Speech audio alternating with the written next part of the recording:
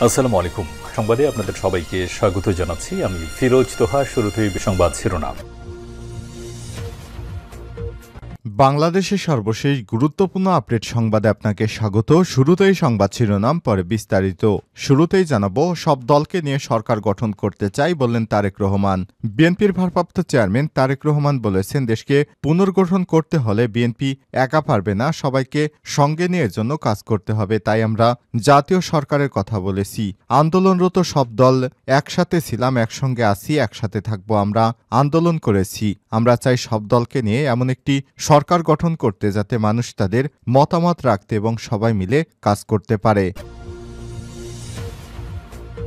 এরপর জানাবো, আসাদের বাসভবনে ঢুকে ব্যাপক ভাঙচুর, লুটপাট, এ যেন বাংলাদেশের প্রতিচ্ছবি। সিরিয়ার প্রেসিডেন্ট বাশার আল আসাদ বিদ্রোহীদের আক্রমণে রাজধানী দামেস্ক থেকে পালিয়ে গেছে। তার পালিয়ে যাওয়ার খবর ছড়িয়ে পড়লে উত্তেজিত জনতা আসাদের ব্যক্তিগত বাসভবনে প্রবেশ করে ব্যাপক হামলা ভাঙচুর চালায় এবং সমস্ত মালামাল লুটপাট করে নিয়ে যায়। এ যেন বঙ্গভবন থেকে শেখ হাসিনার সমস্ত কিছু লুটপাট করে নেয়ারই একটি প্রতিচ্ছবি। আজ রোববার আল জাজিরার এক প্রতিবেদনে সব তথ্য জানানো হয়েছে। গত সপ্তাহ থেকেই আসাদ সরকারের পতনের পদধ্বনি শুরু হয়েছিল। এদিকে হাসিনার পর আসাদ ক্ষমতা ছেড়ে পালিয়েছেন যেসব দেশের শাসক। বিশ্বের ইতিহাসে অনেক সরকার প্রধান নিজের দেশ ছেড়ে পালিয়ে গেছে। এর মধ্যে সর্বোচ্চ চূড়ায় রয়েছে বাংলাদেশের স্বৈরাচারী শাসক শেখ হাসিনা। এরপর দেশ ছাড়তে তিনি বাধ্য হন। সিরিয়ার দীর্ঘদিনের শাসক বাশার আল আসাদ এবার সেই তালিকায় যুক্ত হলেন। এবারে জানাবো, ৬২ থেকে ৩ লক্ষ টাকা নিয়ে উধাও মহিলা লীগ নেত্রী। বরের বয়স ৫৮ বছর। প্রথম স্ত্রী ছিলেন অসুস্থ, তাই অনেকটা বাধ্য হয়েই দ্বিতীয় বিয়ের ইচ্ছে করেন সে। সেই অনুযায়ী পূরণ হয়েছিল ইচ্ছা। ৩,০৩,০০০ টাকা দেনমোহরের মাধ্যমে যুব মহিলা লীগের এক নেত্রীকে বিয়ে করেছিলেন তিনি। সরল বিশ্বাসে সে টাকা পরিশোধ করা হয়, কিন্তু বিধিবাম দেনমোহরের সমস্ত টাকা বাড়িতে রেখে আসার কথা বলে বাসর থেকে পালিয়েছেন যুব মহিলা লীগের সেই নেত্রী। এমনই এক চাঞ্চল্যকর ঘটনা ঘটেছে রাজশাহী শহরে। এ ব্যাপারে গুরুত্বপূর্ণ সংবাদ জানাবো, সঙ্গেই থাকুন। এবারে জানাবো, বাংলাদেশ অনূর্ধ্ব-১৯ দলকে প্রধান উপদেষ্টার অভিনন্দন।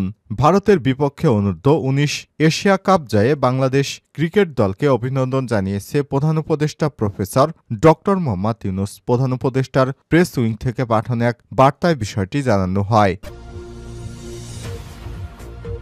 এবং সর্বশেষ জানাবো, কার হাতে যাবে সিরিয়ার ক্ষমতা। বিদ্রোহীদের অভিযানের মুখে ব্যক্তিগত বিমানে রাজধানী দামেস্ক ছেড়েছে সিরিয়ার প্রেসিডেন্ট বাশার আল আসাদ। রোববার সকালে জানা যায় এমন খবর। এর আগে বিদ্রোহীরা দামেস্কে ঢুকে পড়ার কথা জানায়। তাদের অগ্রগতি থামাতে ব্যর্থ হয়ে আত্মসমর্পণ করে অসহায় সিরিয়ার সেনাবাহিনী। উপায় না দেখে পালিয়ে যান বাশার আল আসাদও। এতে রাতারাতি বদলে যায় সিরিয়ার চিত্র। বিদ্রোহীদের দখল এখন রাজধানীসহ সিরিয়ার বিভিন্ন অঞ্চল। বাশার আল আসাদের পতনের পর সিরিয়াকে মুক্ত ঘোষণা করেছে বিদ্রোহীরা। হায়াত তাহরির আল শামের নেতৃত্বে বিদ্রোহীদের গ্রুপগুলো মাত্র ৩টি শহর দখল করে নেয়ার পরই পালিয়ে যায় বাশার আল আসাদ। প্রিয় দর্শক, এখন কার হাতে যাবে আসলে সিরিয়ার ক্ষমতা, এ ব্যাপারে এখনো কিছুই বলা যাচ্ছে না। কারণ পশ্চিমাপন্থী কোনো সরকার হয়তো ক্ষমতা আসতে পারে, কিংবা গণতান্ত্রিকভাবে ওই দেশের জনগণ যাকে নির্বাচিত করবেন সেই হয়তো ক্ষমতা আসতে পারে। এ ব্যাপারে স্পষ্ট করে বলা যাচ্ছে না আসলে সিরিয়ার ক্ষমতার মসনদ কার হাতে যাবে। এতক্ষণ শুনছিলেন সংবাদ শিরোনাম, এবারে বিস্তারিত। তবে তার আগে বন্ধুরা, অনুরোধ থাকবে এই সংবাদটিতে একটি লাইক দিন। এই চ্যানেলে আপনি নতুন হয়ে থাকলে আমাদের সংবাদটি দেখতে দেখতে চ্যানেলটি সাবস্ক্রাইব করে রাখুন। কমেন্ট করে আপনার মূল্যবান মতামত জানিয়ে দিন বন্ধুরা, আপনি বিশ্বের কোন দেশ থেকে বা বাংলাদেশের কোন স্থান থেকে আমাদের সংবাদটি দেখছেন এবং শুনছেন। এবারে বিস্তারিত। সব দলকে নিয়ে সরকার গঠন করতে চায় তারেক রহমান। বিএনপির ভারপ্রাপ্ত চেয়ারম্যান তারেক রহমান বলেছেন, দেশকে পুনর্গঠন করতে হলে বিএনপি একা পারবে না, সবাইকে সঙ্গে নিয়ে কাজ করতে হবে। তাই আমরা জাতীয় সরকারের কথা বলেছি। আন্দোলনরত যেগুলো দল ছিল একসঙ্গে আমরা আন্দোলন করেছি। আমরা সবাই মিলে কাজ করতে চাই। আমরা চাই সব দলকে নিয়ে একটি এমন সরকার গঠন করতে, যাতে মানুষ তাদের মতামত রাখতে এবং সবাই মিলে কাজ করতে পারে। রোববার ৮ই ডিসেম্বর বিকেলে রংপুর রাষ্ট্র সংস্কার বিএনপির ৩১ দফা সংক্রান্ত এক কর্মশালায় ভার্চুয়ালি অংশগ্রহণ করে প্রধান অতিথির বক্তৃতায় তিনি এসব কথা বলেন।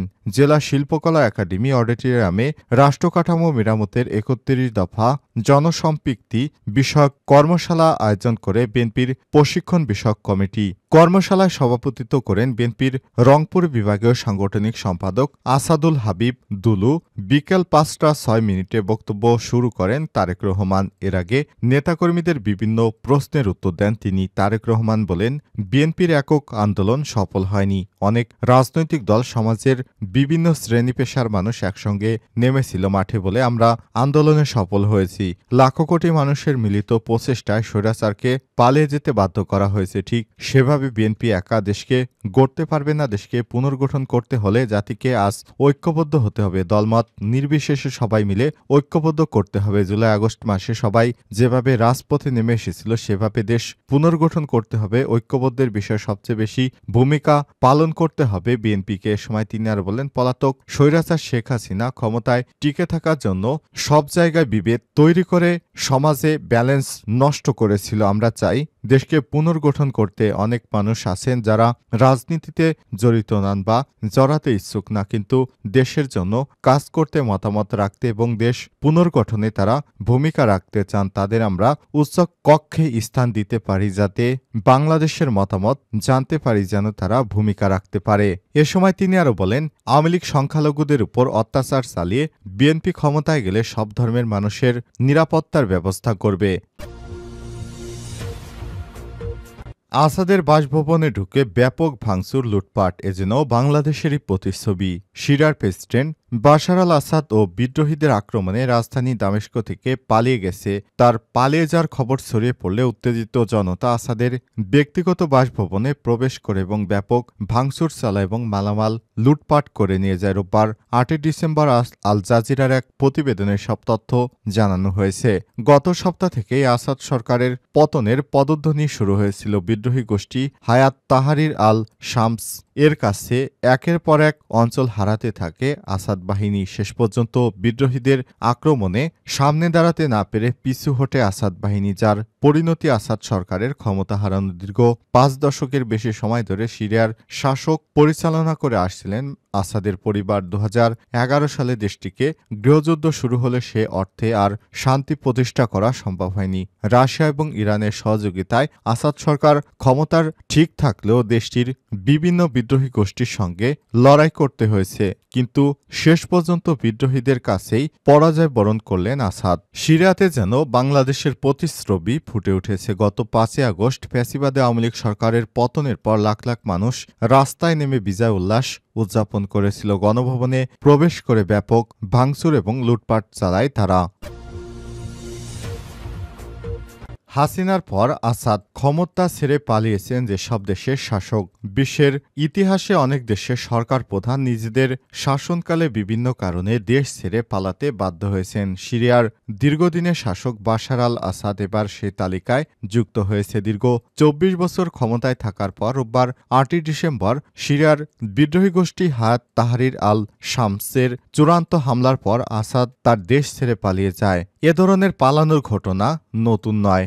আসাদ সরকারের কিছুদিন আগে বাংলাদেশ থেকে ক্ষমতা ছেড়ে পালিয়েছে বাংলাদেশের সাবেক প্রধানমন্ত্রী শেখ হাসিনা। শ্রীলঙ্কার প্রেসিডেন্ট গোতাবায়া রাজাপাকসে ২০১৯ থেকে ২০২২ সাল পর্যন্ত শ্রীলঙ্কার প্রেসিডেন্ট গোতাবায়া রাজাপাকসে ক্ষমতায় ছিলেন, কিন্তু দেশটির অর্থনৈতিক সংকট ও জনগণের ব্যাপক আন্দোলনের কারণে ২০২২ সালের জুলাইয়ে তাকে মালদ্বীপ হয়ে সিঙ্গাপুরে পালাতে হয়। এরপর রয়েছে আফগানিস্তানের প্রেসিডেন্ট আশরাফ ঘানি। আফগানিস্তানে ২০১৪ সাল থেকে ২০২১ সাল পর্যন্ত প্রেসিডেন্ট হিসেবে দায়িত্ব পালন করেছেন আশরাফ ঘানি। ২০২১ সালে আগস্টে তালেবানরা কাবুল দখল করে নেয়ার পর তিনি দেশ ছেড়ে পালিয়ে যান। এরপর রয়েছে পাকিস্তানের জেনারেল পারভেজ মোশাররফ। পাকিস্তানের প্রেসিডেন্ট পারভেজ মোশাররফ ২০০১ থেকে ২০০৮ সাল পর্যন্ত ক্ষমতায় ছিলেন। রাজনৈতিক অস্থিরতা এবং অভিশংসনের আতঙ্কে 2008 সালে তিনি পদত্যাগ করেন এবং স্বেচ্ছা নির্বাসনে লন্ডনে পালিয়ে যান।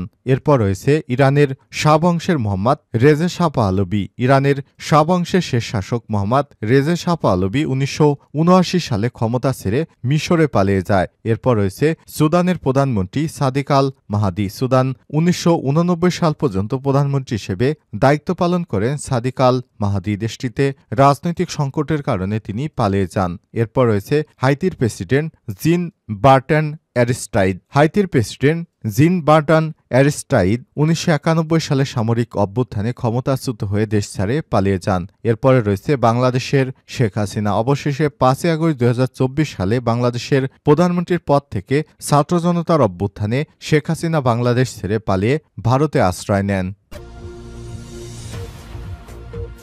বাসর ঘর থেকে 3 লাখ টাকা নিয়ে উধাও মহিলা লীগ নেত্রী। বরের বয়স 58 বছর। প্রথম স্ত্রী ছিলেন অসুস্থতায় অনেকটা বাধ্য হয়ে দ্বিতীয় বিয়ে করেন আওয়ামী লীগের এক নেত্রীকে। কাবিন লিখেন 3,03,000 টাকা। এই টাকা নগদ নেই। বিয়ের দিন বাসর ঘরের থেকে পালিয়ে গেছে এই আওয়ামী লীগের নেত্রী। সরল বিশ্বাসে সে টাকা পরিশোধ করেছিলেন বর, কিন্তু বিধিবাম দেনমোহরের টাকা বাড়িতে রেখে আসার কথা বলে বাসর ঘর থেকে পালিয়ে গেছে যুব মহিলা লীগের সেই নেত্রী। চাঞ্চল্যকর এই ঘটনা ঘটেছে রাজশাহী শহরে। শুধু টাকা নিয়ে উধাও হয়ে থামেনি তিনি, বিয়ের 4 দিন পর তিনি তার স্বামীকে তালাকের নোটিশও পাঠিয়েছেন। এই ঘটনায় ভুক্তভোগী ব্যক্তি 29 নভেম্বর নগরের চন্ডিমা থানায় একটি লিখিত অভিযোগ করেছেন। ভুক্তভোগীর নাম মোহাম্মদ মুস্তাফিজুর রহমান। তিনি নগরের পদ্মা আবাসিকের বাসিন্দা, পৈতৃক বাড়ি নওগাঁ।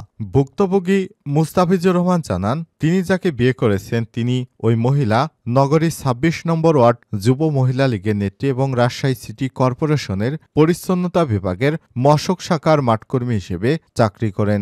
রাজশাহী মহানগর যুব মহিলা লীগের প্রতিটি কর্মসূচিতেই সামনের সারিতে দেখা যেত তামান্নাকে।